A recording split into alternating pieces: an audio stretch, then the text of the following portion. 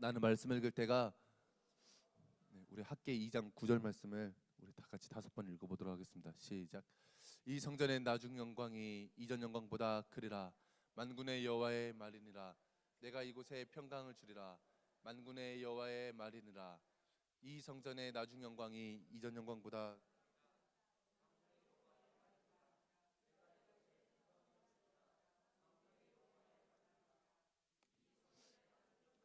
이전 영광보다 크리라. 만군의 여호와의 말이니라. 내가 이곳에 평강을 주리라. 만군의 여호와의 말이니라. 이 성전의 나중 영광이 이전 영광보다 크리라. 만군의 여호와의 말이니라. 내가 이곳에 평강을 주리라. 만군의 여호와의 말이니라. 이 성전의 나중 영광이 이전 영광보다 크리라. 만군의 여호와의 말이니라. 내가 이곳에 평강을 주리라. 만군의 여호와의 말이니라. 아멘. 우리 역사에 이제 관한 명언 중에 또 이제 잘 유명한 말이 역사를 잊은 민족에게 미래는 없다라는 말이 또 있죠.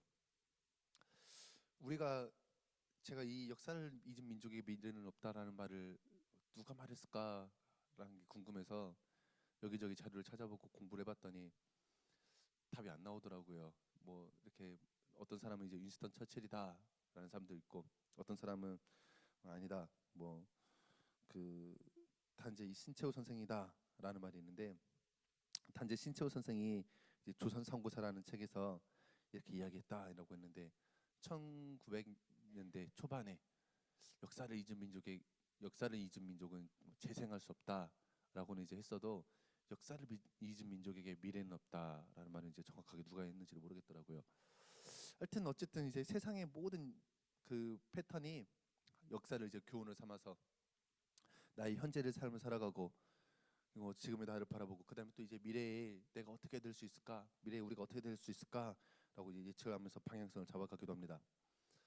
그 해밍웨이라는 사람이 스페인 내전을 통해서 이제 쓴 소설이 누구를 위하여 종은 울리나라는 이제 소설입니다. 그 소설을 쓰면서 해밍웨이가 끊임없이 이제 세계 2차 대전이 일어날 것을 이제 예견을 하고 있었죠.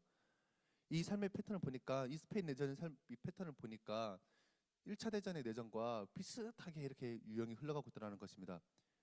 이대로 가다가는 반드시 세계 2차 대전이 온다, 끊임없이 이제 말을 했던 사람이 이제 해밍웨이라는 사람이었습니다. 그만큼 이제 과거의 일이 지금 나에게 미치고 있는 일들을 통해서 내가 미래의 방향성을 또 예측을 하면서 살아갈 수 있는 것이 이 바로 과거가 가지고 있는 역사의 힘입니다. 사람들은 그래서 역사를 공부를 하고 또 일어났던 사건들과 사고들을 이제 또 생각하면서 이제 우리가 또 그 잘못된 역사들을 잘 되짚어보고 앞으로 이 잘못된 역사들이 반복되지 않아야겠다라고 생각을 하고 미래를 준비하고 그 역사를 교훈 삼아서 또 우리들의 삶을 또 살아가고 있습니다. 문제는 이제 이 역사가, 이 과거가 너무 우리가 생각하는 것보다 너무 과거를 지향하고 있다는 것이죠. 근데 하나님은 우리들의 과거의 삶보다 우리들의 현재의 삶과 우리들의 미래의 삶에 더 많은 관심을 가지고 계십니다. 지난날 우리의 허물과 지난날 우리의 과거를 하나님께서 다 잊어버리셨죠. 이사야서 43장 18절에 한번 읽어보겠습니다. 시작. 너희는 이전 일을 기억하지 말며 옛날 일을 생각하지 말라. 하나님의 관심은 과거가 아닙니다. 하나님은 지금 우리들의 삶 속에서 우리들이 어떻게 무슨 일이 일어나고 있는지, 이전 일을 생각하지 말고, 지난 일들이 너에게 어떤 일들이 있었는지 생각하지 말고, 옛날 일들을 생각하지 말고, 과거를 생각하지 말고 앞으로 미래를 준비하면서 현재에 최선을 다하라는 것이죠. 그 과거에 대해서 이야기를 해보면은 이제 남자가 가지고 있는 과거관과 여자가 가지고 있는 이제 과거관이 많이 다른 걸 볼 수 있습니다. 이렇게 여자분들은 대체로 과거의 아픔들을 가지고 있더라고요.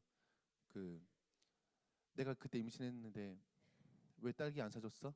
이런 거 있잖아요. 이게 그거 하나가 10년, 20년, 뭐 30년 뭐 이거 끊임없이 가더라고요. 이거 하나가. 이거 여자가 한번 한을 품고 이거 과거의 아픔을 한번 가지고 있기 시작하면은 이거 끊임없어집니다. 저번에도 말씀드렸는데 저희 할머니, 이제 윤진 사모 할머니 할아버지가 사이가 안 좋으시죠. 항상 투닥거리면서 지내시는데 할아버지는 굉장히 이렇게 잘해주세요. 신발도 이렇게 챙겨드리려고 하고, 뭐 할머니가 뭐 이렇게 손주랑 이렇게 이뻐하고 하면은 뭐 이렇게 좀 이렇게 질투하는 연기도 하시고 이렇게 굉장히 잘해주시는데, 할머니 다 싫으신 거예요. 왜냐하면은 시집살이를 너무 힘들겠다 이런 거죠. 이제 연세가 두 분 다 80이 넘으셨는데 50년 전 그 일이 아직까지도 잊혀지지 않아가지고 할아버지가 하는 그 모든 일들이 마음에 안 드는 거예요.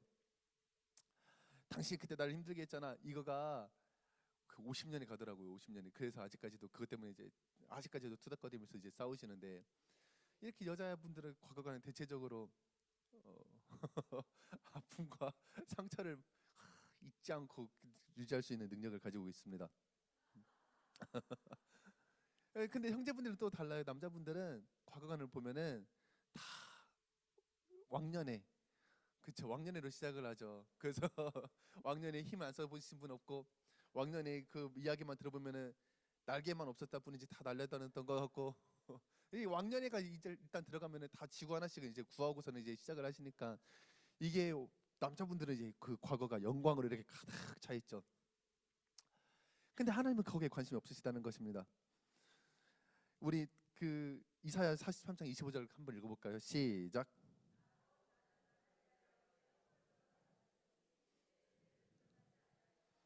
아멘. 우리는 사건 사고에 관심을 가지고 있는데, 내가 그때 당신이 그렇게 했잖아, 그리고 내가 이렇게 했었어 라는 사건 사고들에 대해서 관심을 가지고 있는데, 하나님께서는 전혀 우리들의 과거를 생각하지도 않고, 너희들의 이전 일을 기억하지도 말며 옛날 일을 생각하지도 말고, 나는 네가 옛날에 지었던 그 모든 죄악들까지도 다 잊어버리고 있는 하나님이다 라고 말씀하고 계시는 분이십니다. 이것이 얼마나 능력입니까? 이 말씀을 항상 묵상할 때마다 아브라함을 생각하게 되죠. 아브라함이 하나님께서 말씀하셨던 그 명령, 말씀하셨던 그 가나안 땅으로 가서 그곳에서 하나님께 그 머물렀었어야 됐는데, 거기서 기근이 되니까 애굽으로 가가지고 이제 자기 신과 사라의 그 처세까지도 다 위협을 당하게 되죠. 또 거기에다 더불어서 이제 거짓말까지 하게 되었죠. 하나님께서 우리들의 죄를 기억하시는 분이라면은, 하나님께서 우리들의 과오를 기억하시는 분이라면은, 아브라함이 밤마다 딱 누웠는데 하나님께서 찾아오시는 거죠. 아브라함아, 너 그때 왜 그랬냐? 너 가지 말라고 했잖아. 아, 하나님 그때 잘못했습니다 하나님. 아, 그래 그래. 근데 너 그때 왜 거짓말까지 했어? 하면은 이제 아브라함이 이제 이거 내가 하나님이 날 부르셔서 부르긴 했는데, 그래서 그 다음 날도 누우려고 하면 아브라함아, 내가 아무리 생각해봐도 너 그때 너무 잘못하지 않았냐? 때마다 하나님께서 찾아오셔서 우리들의 과오를, 우리들의 실수를, 우리들의 죄를 들춰내신다면은 이거 너무나도 고달픈 일이죠. 다윗한테도 마찬가지입니다. 다윗한테 찾아오셔서 야, 너 밧세바 너무하지 않았냐? 아니, 밧세바 그것도 나쁜데 어떻게 그것 때문에 사람까지 죽여? 그럼 다윗이 밥만 먹으려 할 때마다 야, 밧세바 너 너무하지 않았냐? 뭐 다윗이 화장실 가려고 할 때마다 야, 너 밧세바 너무하지 않았냐? 하고 하면은 우리는 하나님 이거 믿어야 되나 말아야 되나 고민하고 이거 염려스러울 텐데, 하나님께서는 우리를 위해 하나님께서 부르시면서, 나를 부르시면서 하나님 자신을 위해서 내 허물을 다 도말하시면서 우리들의 죄를 다시는 기억하지 않아야 한다라고 말씀하시는 것입니다. 이것이 은혜인 것입니다. 그런 하나님이 우리의 모든 과거의 죄악과 우리의 모든 과거의 실수들과 우리들 과거의 사건 사고들을 다 기억하지 않으시면서 기억하는 것이 있는데, 바로 학개의 2장 5절 말씀입니다. 우리 같이 읽어보겠습니다. 시작.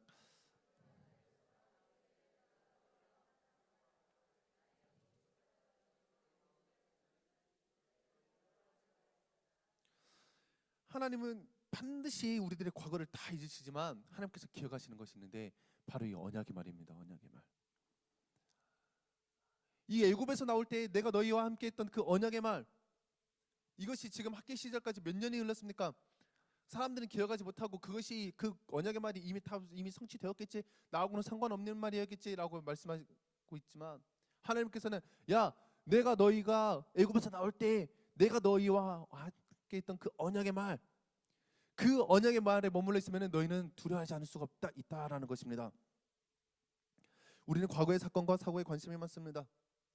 왜 우리가 힘들게 살아가는가? 내가 왜 그때 그 사건을 통해서 내가 괜히 그러지 않았을 걸? 어제 그 저희 이제 집사람에게, 윤진 사모에게 전화 한 통화가 걸려와서 뭐 이렇게 심각하게 이렇게 전화 통화를 한참 하더라고요. 그래서 그냥 뭐 그런가 보다 하고서는 이제 있다가 끊고 나서 물어봤더니 누구야 했더니 이제 아는 언니 이제 이야기를 하더라고요. 뭐 결론은 그거였습니다. 뭐 오늘까지 이제 어제 있었던 일이니까 오늘까지 돈 300만 원이 필요한데 내가 그때 너무 미련하게 굴어서 오늘까지 300만 원을 어떻게든 내가 지금 만들어야 되는 상황인데 너무 힘들다라는 거가 이제 이야기의 결론이었죠. 그때 미련하게 굴어서 내가 힘들다 아니면 내가 그 돈이 없어서 힘들다 이 문제가 아니라는 것입니다. 내가 그때 너무 왜 그랬을까? 나의 그때 그 사건 사고가 지금 나를 두렵게 만든다 이 문제가 아니라는 것이죠. 어떤 것이 없었다면은 하나님을 향한 언약의 말이 없었습니다. 그 안에 하나님을 믿지 못하였고 하나님이 너희가 너를 반드시 잘되고 잘되게 하며 내가 너를 복주고 복주기며 반드시 승리하리라는 하나님의 언약의 말씀을 잊어버렸던 것이죠. 그것이 그 사람을 힘들게 했습니다. 그것이 그 사람을 두렵게 만들었습니다. 그 사람뿐만 아니라 우리 모두가 다 마찬가지입니다. 과거의 아픔이 여전히 나를 아프게 하고 과거의 영광이 지금 나의 어깨를 들썩이게 하지만 하나님은 우리들의 과거에 네가 어떤 일이 있었느냐라고 물으시는 것이 아니라 내가 너의 그 언약 내가 너를 반드시 승리하기 위해서 내가 너에게 약속했던 그 언약을 성취하기 위해서 우리들의 삶의 사건들을 배열을 하시고 우리들의 삶의 이슈들을 이렇게 나열을 하시면서 때로는 고난으로 때로는 기쁨으로 때로는 축복으로 우리들의 삶을 인도해 나가신다는 것입니다. 우리들은 그 평안을 그 약속을 믿고 살 때 이루어 나갈 수 있는 것이죠. 그게 오늘 말씀입니다. 우리 8절 9절 같이 한번 읽어보겠습니다. 시작.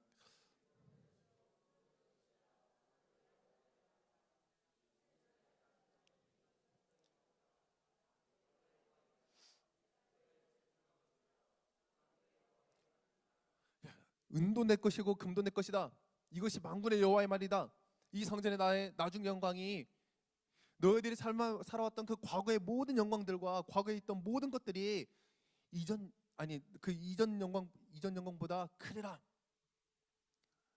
너희들이 지금까지 어떻게 살아왔든 앞으로 너희들이 있을 그 모든 것들은 이전의 것들과 비교할 수 없을 정도로 놀라운 영광들로 가득 차 있을 것이다. 내가 그것을 믿는 자들에게는 평강을 주리라. 이것이 하나님의 말씀입니다. 이것이 하나님의 말씀. 이 말씀을 준비하면서 또 이제 이렇게 항상 이렇게 컴퓨터를 켜면 이렇게 보험이 뜨잖아요.